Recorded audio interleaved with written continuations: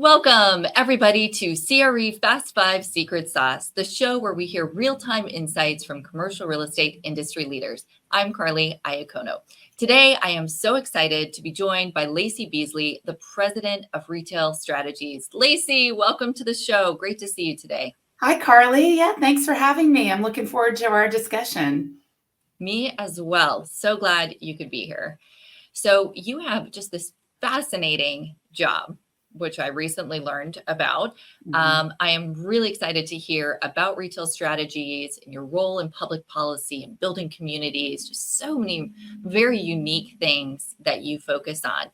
So why don't you kick us off with a brief history of how retail strategies came to be and really what it is that you focus on? Yeah, I really enjoy working in this space, and it's very unique for anybody who hasn't heard of it because we're really a pioneer in the industry. So Retail Strategies, we're based out of Birmingham, Alabama, but we also have an office in Fort Worth, and we have a few other remote offices in Atlanta, Starkville, and Auburn.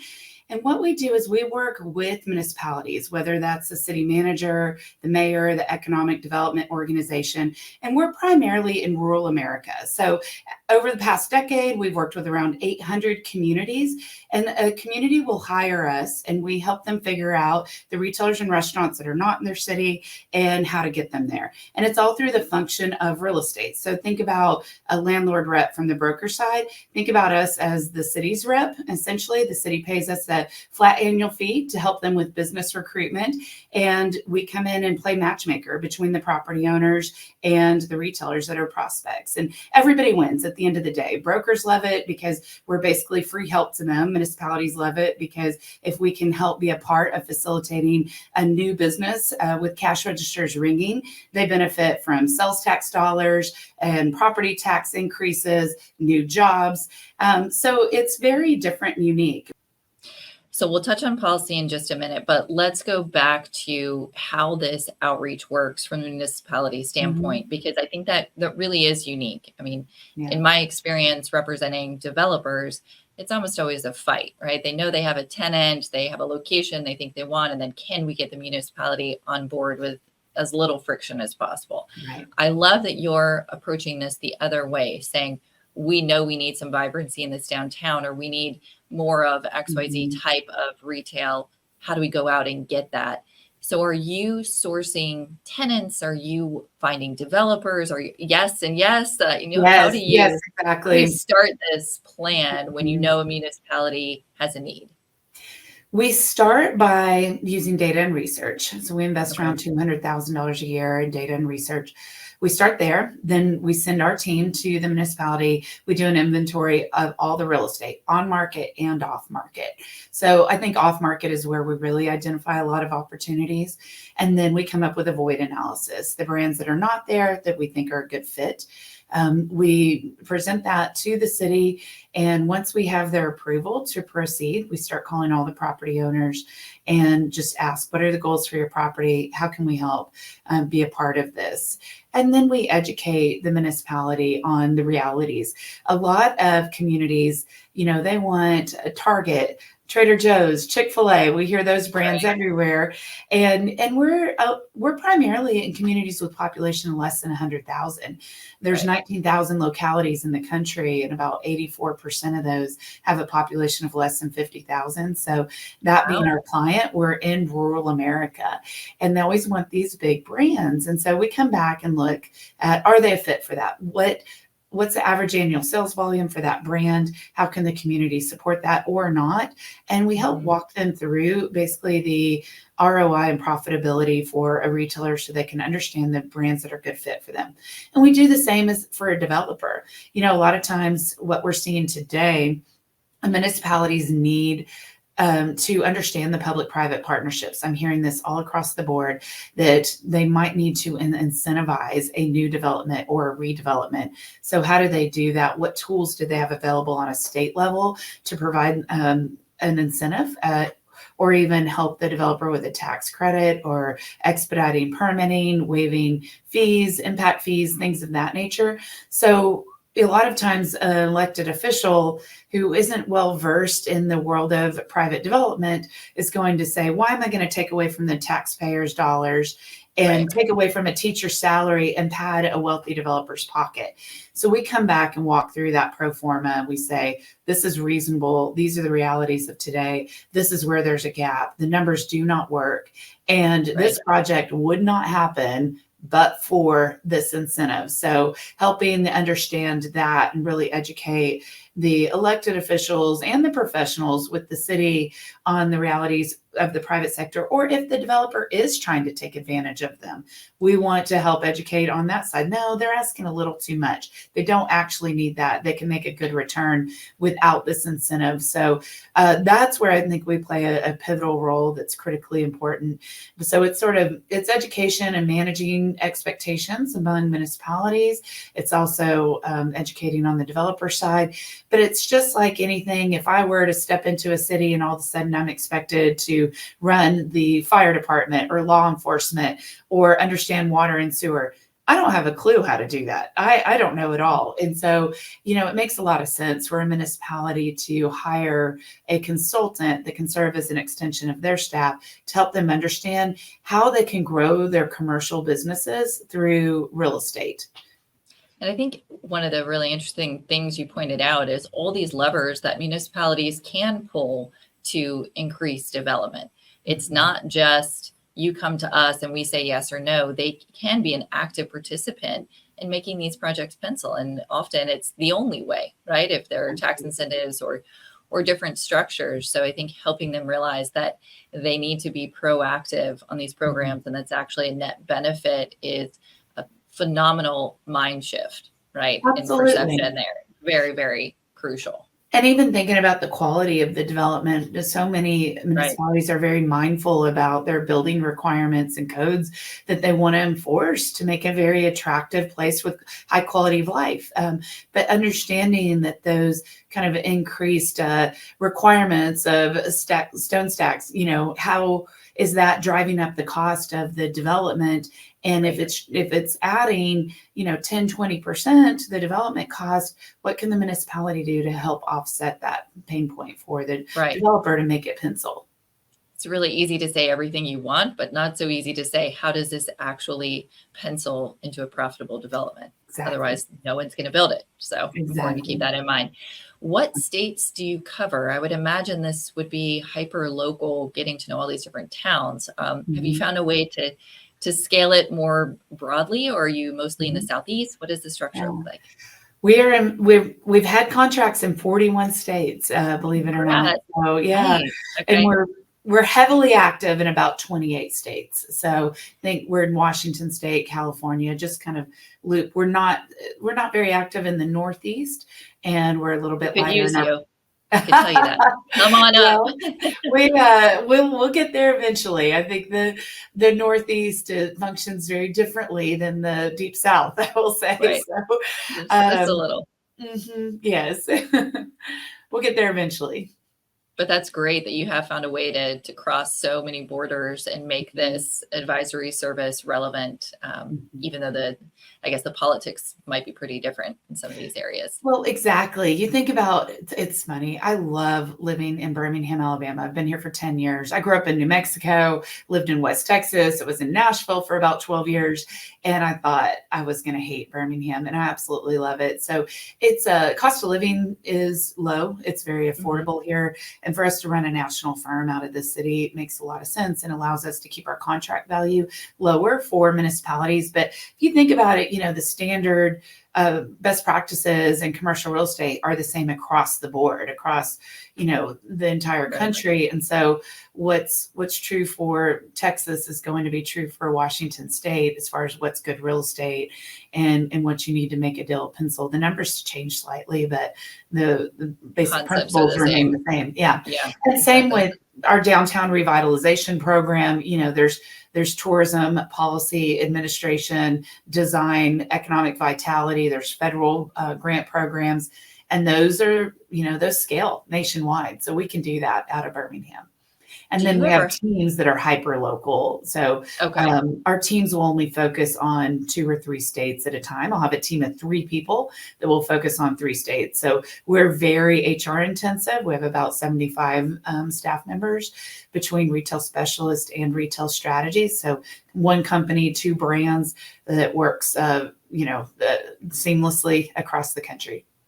And do you ever have developers hire you to interface with the municipalities, or do you always go the other direction? We always go the other direction. Okay. Well, in very special occasions, we've worked with developers, but typically our client is the municipality. We've had a lot of developers request it.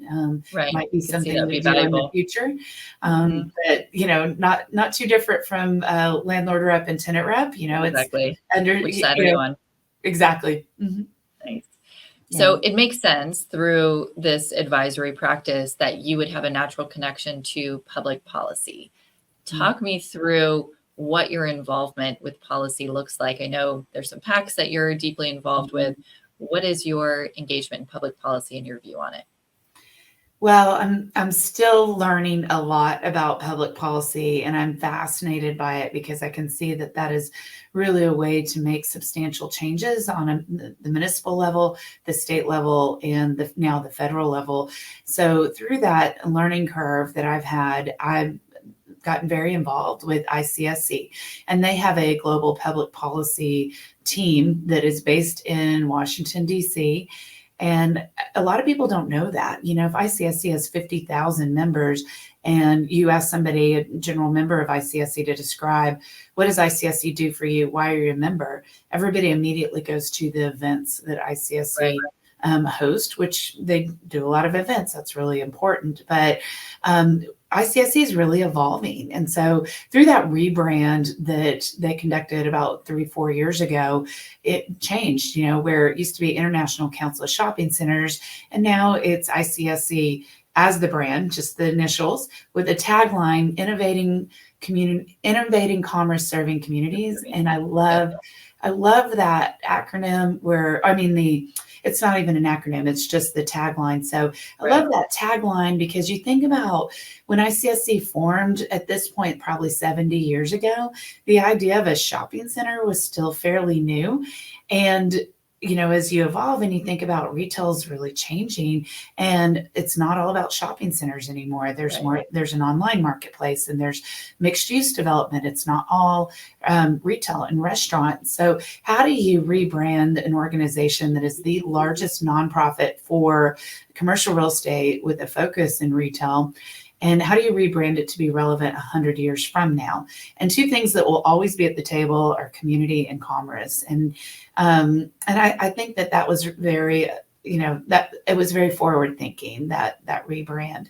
So ICSC at that time also said, how do we remain the strong voice of the industry? So you'll remember back whenever there was the retail apocalypse is going to happen, online sales will be the death of brick and mortar. And those of us who are in the industry know that online sales still today are only about 15% of overall retail sales.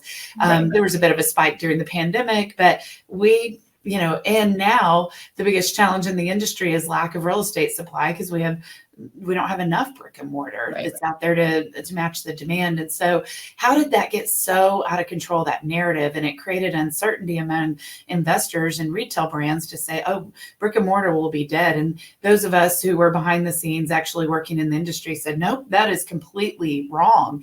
But we weren't loud enough in our voice of our realities. So if you think about it, 330 million Americans and 50,000 members as a part of ICSC. So 0.001% of the US population is actually in commercial real estate with a focus in retail. So it's a very, very small percentage of the US population, and the whole US population has strong opinions about retail because they're all eating, they're all shopping, they're all interacting with these brands. So there's a lot of just miscommunication, I think, with mainstream media. So ICSC said, how do we become the voice of the industry much stronger, much louder? And a big part of that is also looking at policy. And policy is really, how do you craft new policy that's good for our industry based on our current concerns, but also protect bad policy that might hurt our industry. So if you look at the defend yeah, against, you mean? Yeah. defend us, yes, I, defend against bad policy. Yeah, right. I want yeah, to stop for just 1 second yeah. back to the retail apocalypse. How much of that do you actually think was policy driven, though? And how much of it was this was a sensationalized headline that worked because it connected with the American consumer, right? It was something that affected their daily lives and it became a really great story. Or do you think that was I guess, a missed opportunity in the public policy world? Oh my goodness. I just think that was clickbait, fake Right. news. There was nothing to That it. took off and ran. Right. Yeah, it took off and ran. It was just, it was just bad, not being allowed enough voice in a Right. time that, so that's what we needed to change. Yeah. Okay. And through banding together, the ICSC moving into the PAC, we have a stronger voice that we need to now affect real change. Aside from just combating absurd headlines, there's more to it in terms of policy that affects the industry. So one thing I know we've talked about in the past is retail crime, which is a pretty big headline right now. And I know can be broken down into a lot of different veins. We've organized retail crime as a big focus. So what are we seeing in terms of public policy and your involvement to address retail crime? Well, organized retail crime, Val Richardson, to quote her, believes it is the biggest threat to brick and mortar retail since e-commerce. And we just talked about how, e-commerce was probably sensationalized, but this is quite the opposite. It is a huge threat, and it's probably not getting quite enough media attention, or it hasn't as it's grown, and we're starting to see that increase. But organized retail crime is very different from just petty shoplifting. And some reports would come out and say that there's been a 30 to 50% increase in really the shrink line item. It's huge. Post-pandemic, yes. So you're starting to see a lot of retailers like Target, Ulta, Lowe's, Home Depot. You go down the list of all the retailers that are out there. Of course, Walmart saying, wait a minute, we have to do something about this. And how do we differentiate between what is just petty shoplifting and organized retail crime? So I think there might be some misconceptions around what this is, or lack of awareness. Initially when it started happening, nobody really wanted to be the poster child for this problem. They just saw a huge increase in shrink, but you don't really want to say, Target doesn't necessarily want to come out and say, ooh, we have a lot of people walking out the door with our product. Big problem in our stores, right? Yeah, huge problem. It changes the shopping experience too for the everyday consumer, and it changes your impression of the brand. And although they probably did nothing wrong at all, you don't want to be marked with that as a connection to your brand. So I could see that being a hesitation. Exactly. Yeah. And then, the retailers are going to the landlords saying, what are you doing for me for security? And, landlords are saying, well, I don't want people walking up with giant security guards, at every corner. That doesn't create a sense of safety for the consumer, even though that's exactly what it's there for. And so you're starting to get to this place where crime is a huge challenge, because what does that do to the consumer experience?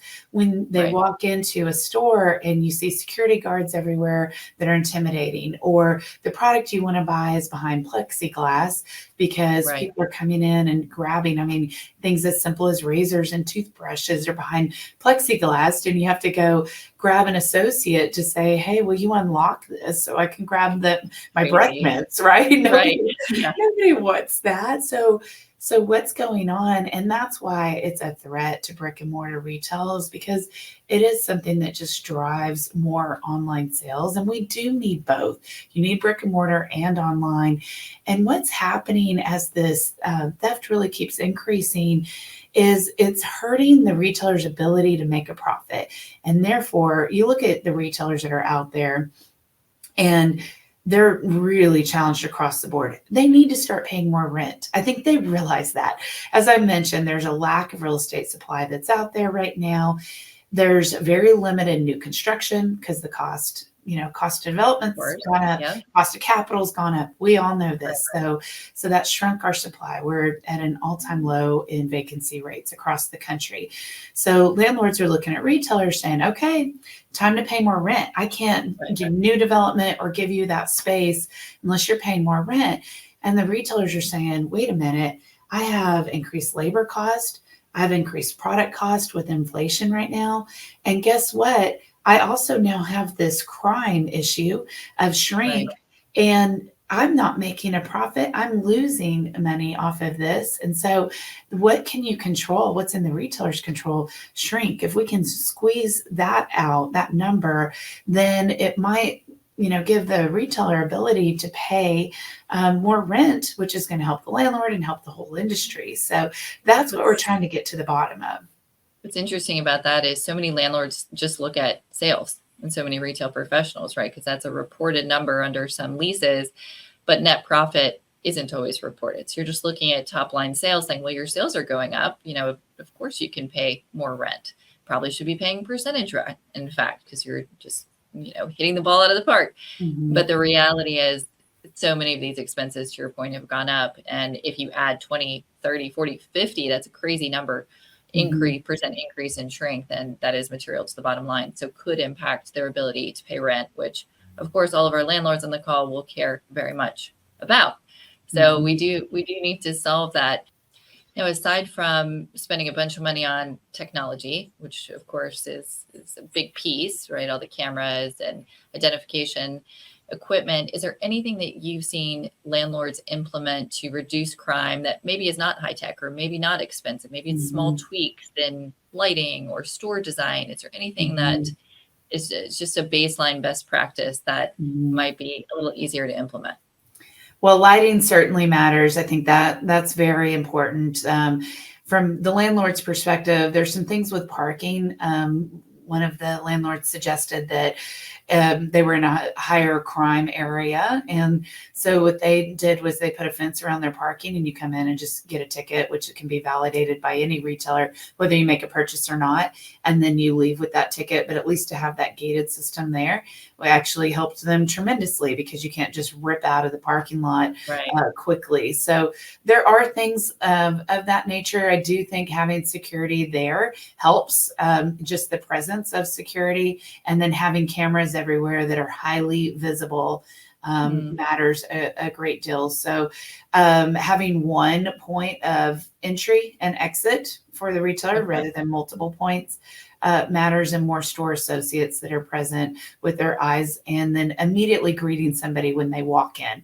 If you make eye contact and greet somebody immediately, then there's something about that connection that happens that deters somebody from shoplifting. So what I'm concerned about is that as this news has gotten out about organized retail crime being on a larger level, then it's bringing awareness to the general population, how easy it actually is to steal. Agreed. So I think that has been on the increase as well. So it's that really unfortunate catch-22, because the more you try to bring awareness to what we need to do at a federal level, the more you're probably exasperating the problem for the theft that is not a part of the organized retail crime. So that's where I really would encourage landlords to speak with your local jurisdictions and have see what they can do to help. What's wild is we were in DC, and ICSC has the federal fly-in every year. And so people come from all over the country, and we typically, the ICSC federal fly-in it's a day on DC where we learn about the issues. And then we go and meet directly with members of Congress, state by state, our own members of the House and Senate. And we say, here are 3 topics that we're visiting about. And then we talk locally, because that's what they really want to hear, is how it's impacting us as ICSC members in our communities, in the shopping centers we own. And so we talk about the issue, we tie it to a local story. And we were there at the Conrad Hotel in DC, and right next to Heinz property, the DC City Center. And while we're learning about this issue, a group, a gang comes in, they throw a brick through the Chanel windows, shatter the windows, run in, steal $1 million worth of Oh Chanel my God. purses, run out, and Heinz spends $4 million a year on security, and this still happens. Wow. So it's a huge problem. And when we were meeting with members of Congress, they were like, yes, we know. We're right here in DC. We see it. And in certain areas, it's worse than others. I think, DC is certainly one. But what do you So do? ironic. It was like next door, right, to your meeting about this very topic, as though you needed a, direct example to believe it. That's crazy. Exactly. And the Lululemon example you brought up at the beginning, I think to your point is unfortunate when that gets out to the general public, because it sends the message that, yep, just go in, take the leggings, walk out. We're not going to do anything. In fact, we're instructed we can't. So like, have a nice day. It's just so bizarre. So until we get enforcement measures in place, that's just a really absurd problem. That's right. Yeah. That's exactly right. And one piece of legislation that did pass is called the Inform Act. And essentially that means that you can't sell a product online unless you first verify that it's not stolen. So that was a win in this space. Seems basic, but it does seem basic. But I bet it's hard. I bet it's hard to confirm sometimes if you're, have several steps in the supply chain and you don't really know all the different intermediaries there. Exactly. Yeah. Interesting. So where is this Crime Prevention Act now in terms of policy?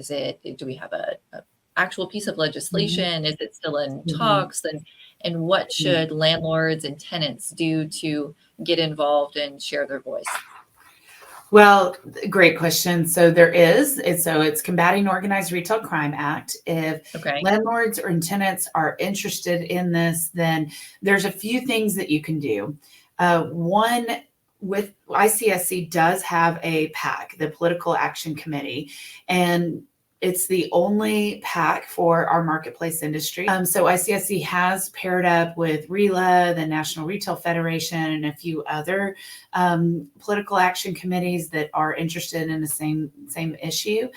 And so you can contribute to the PAC. And what does that mean? I think a lot of ICSC members might not be well versed on what a political action committee is. So this is a bipartisan fund essentially that you can contribute to, and 100% of your contribution would then go back to members of Congress, so that the team at ICSC, the team of 5 that's there in DC, as they're talking to members of Congress about the issues that are impacting our industry, they will have access to those members. The way you get access is through contributing to their campaigns, and it is a pay to play. I mean, would you rather be on the menu or have a seat at the table, right? The only way we can have a seat at the table is by contributing, and we need a seat at the table with these issues.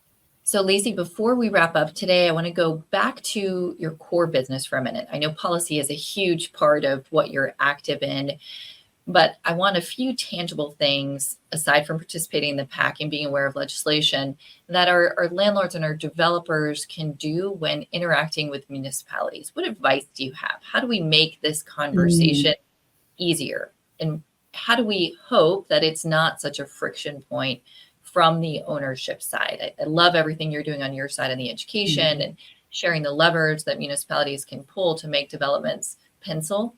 What advice do you have for the other side? Thank you so much for asking that question. I think it's critically important to break down that wall between the public sector and the private sector, and that is through active conversations. And I'm shocked oftentimes how landlords, owners, and even brokers are not at all interacting with the local leaders. So there's a couple things. So if there's an economic development agency within the municipality you're working with, reach out to them. A lot of times you go straight to the planning department And the Economic Development Agency is going to be your advocate. They're business friendly. They're there to create jobs and economic impact for the area. And every single locality is different in the way that they're structured. So go to the city manager, the mayor, or the economic development organization, and they would be happy to hear from you, express what your challenges are, and then maybe they can help you navigate that. If you are working with the planning department, I would recommend involve them very early in the process and do your best to get an in-person meeting with them. If you are just emailing back and forth, then there's an opportunity for both sides to be we call it keyboard cowboys, right? So it's this, everybody gets real brave when they're not, it's the elevator rule. Would you say that to somebody if you're standing next to them in an elevator and couldn't escape, but you're happy to type it out, right? So it's really engaging them early and engaging them personally.